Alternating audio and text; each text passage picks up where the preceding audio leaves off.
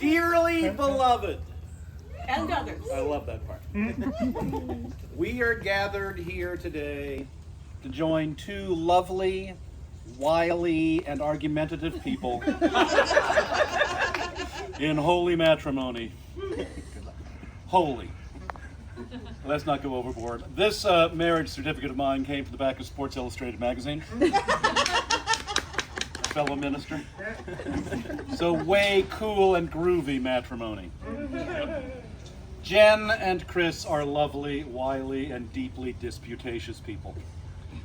When I asked them to tell me a little bit about how they met, this is what they said. I taped it, so this is verbatim.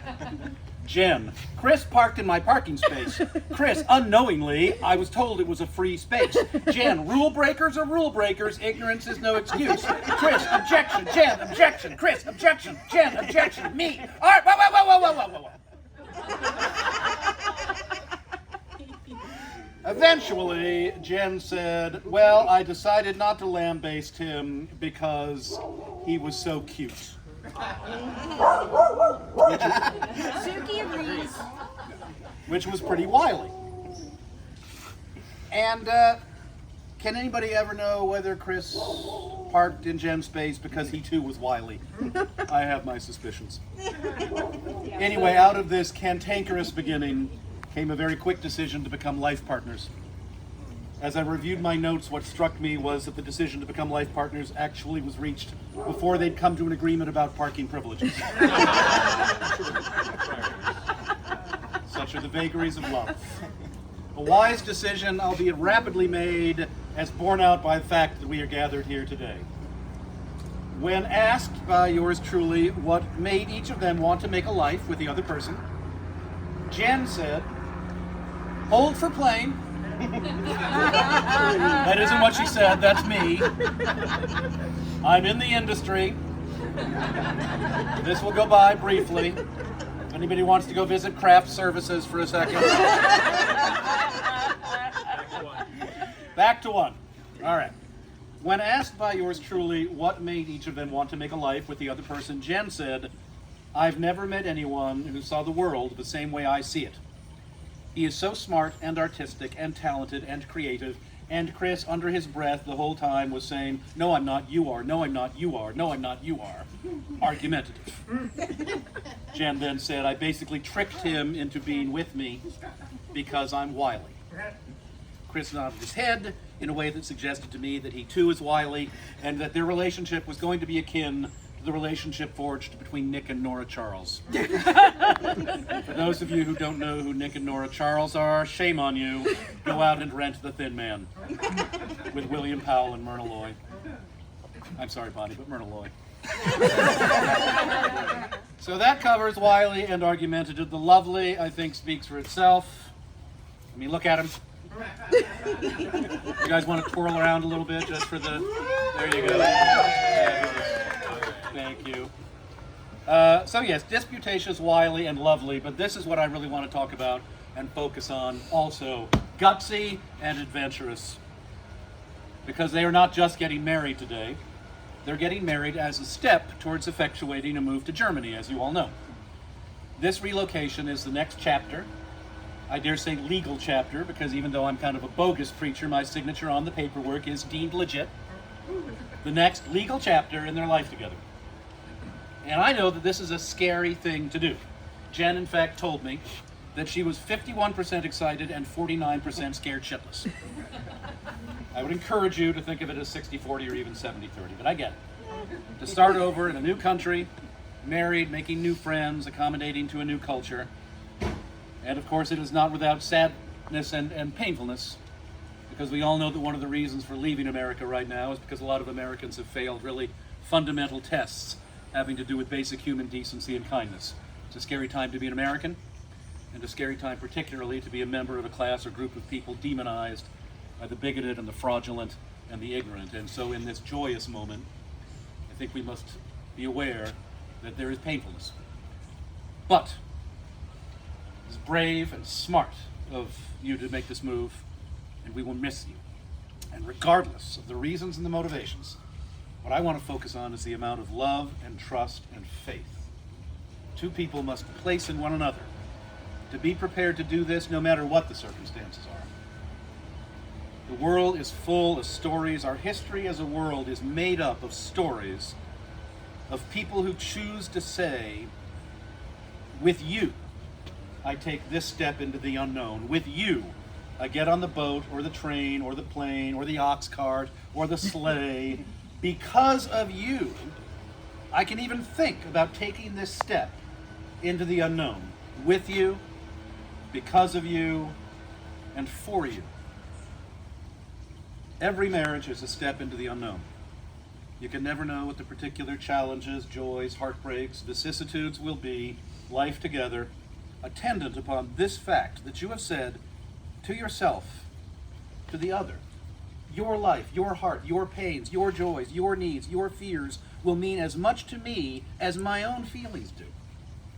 You take on this amazing doubling of everything, and that is also the doubling you take on of this amazing journey that you will be taking to Germany together. What richness! Richness in the doubling of the adventure. Congratulations. I asked Jen and Chris to talk to me about the relationship, the decision they made to move to Germany together, and Jen said this: where he goes, I go. I'm not religious, even though I do have this pretty purple thing on. But the Bible is full of some pretty shit. Some dumbass shit, but some pretty shit. I do love the book of Ruth. Ruth says, entreat me not to leave you, or to turn back from following after you, for whither thou goest, I will go. Where thou lodgest, I will lodge. This is a foundational decision that you guys have made to marry your best friend and to say that the world is yours together to travel in, to love in, doubly yours now, doubly richer in its rewards and in its prospects for your mutual happiness. We all rejoice in the doubling, and we rejoice with you in the prospects for your happiness. Chris and Jen, to the accompaniment of the chainsaw, will now have a few words to say to one another, their own vows. I will step back while they do this, and after they speak, I will say a final few magic words. Do the whole ring thingamabob. A ring thingamabob which will be as unique as Chris and Jen are unique. Then they can publicly neck in front of us, and we'll have and break the glass. That's included. Okay. We'll get to that. First, some vows. I'll be over here if you fuck up and you need me. I'll start because I'm involved. Chris, about a year after you moved into the building, I referred to myself as lovable. And you replied, from a distance, sometimes, in some ways. And I knew I was really going to like you. It turns out I like you more than originally planned. You're my very favorite person. On our best days, we're Statler and Waldorf. On our worst days, we're a chaos monster and a swamp goblin. But no matter what, I want to be the person who gets to vaguely annoy you for the rest of your life. You make me happier than I ever imagined. You make me curious about the world. You help me be strong. Having you in my life has helped me become a better version of myself. You're my favorite part of every day. Today I vow to listen to your actions, not your words, especially when the words are hard to find. Today I vow to honor your introvert heart and your wanderlust soul, especially when I don't understand them. Today I vow to argue with you to find a solution and not against you to win, unless we're disagreeing with each other very loudly, which happens a lot. Loving you isn't a choice I made, it simply is. Today I make a vow that I will always choose us for the rest of our lives. Basically, what I'm trying to say is, as of now, I'm a you problem.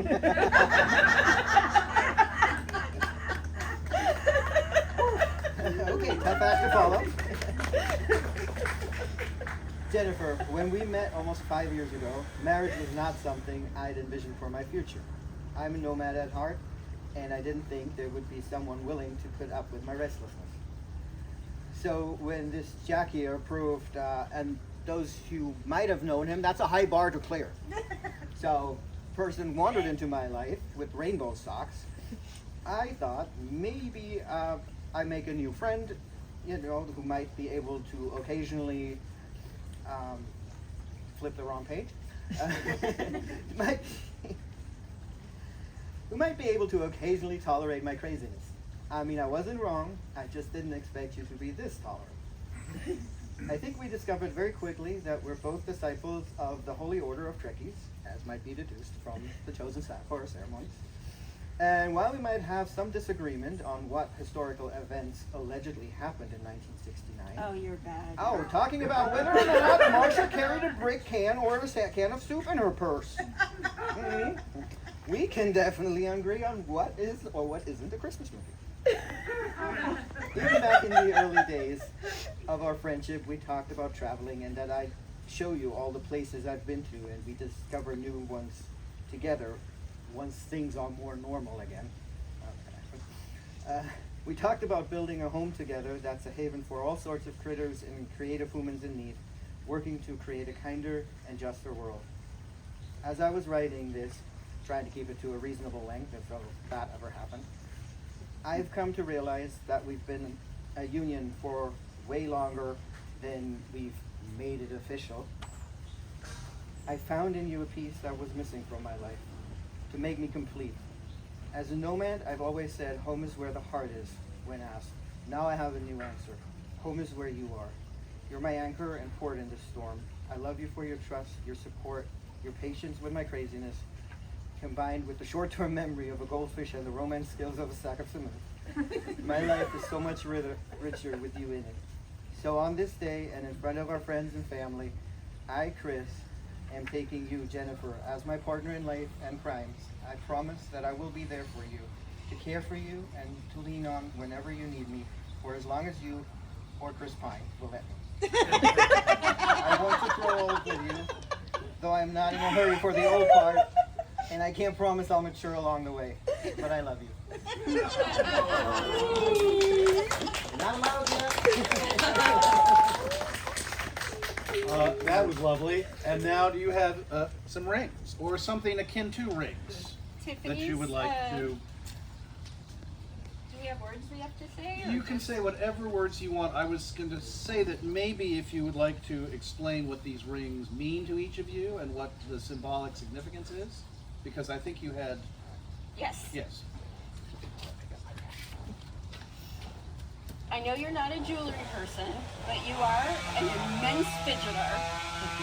So I got you a ring for the ceremony that is a phaser that's a fidget ring. It spins around. And I know you're not going to wear it every day, so I got you an everyday ring. It's a key ring, and it says, "You're my favorite asshole." Because it's true, and I never want you to forget that. Left hand? Left hand? Yeah.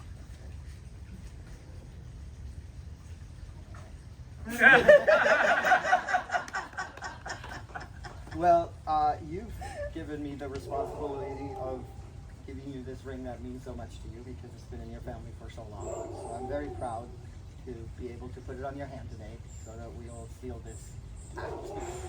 And enjoy our years.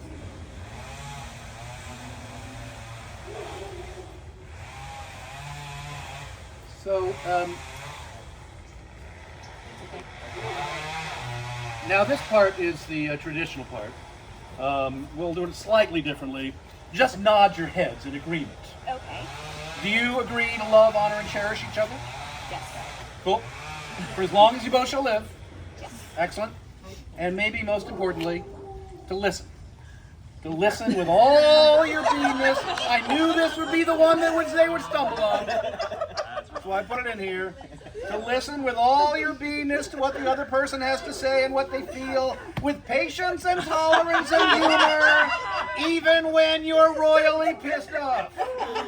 Which I'm suspicious will be happening a lot. I promise to try. You promise to try. Good enough. One last thing. Jen wants us to break a glass in honor of her mom, who Jen said might come back and haunt her if, I quote, "we didn't have one Jewish thing in this wedding." So here's that Jewish thing in memory and honor of Jen's possibly scary mom. It means a bunch of different things, by the way. you bring the glass in question? You Place just put it down on the ground. It means a say- bunch of different things. I think for our purposes, it means a recognition that life and love is fragile, but that is all the more reason to cherish the joy to be found in it. Would you do the glass breaking honors together, please? Stomp on it. Just stop on it. Just stomp on it. Mazel tov. I now pronounce you by the power vested in me by Sports Illustrated magazine, completely legitimate married people. Nick a little bit now. Bravo.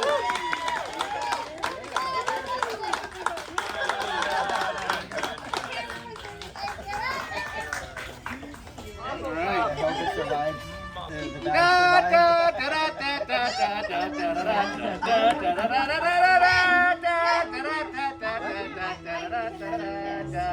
survives.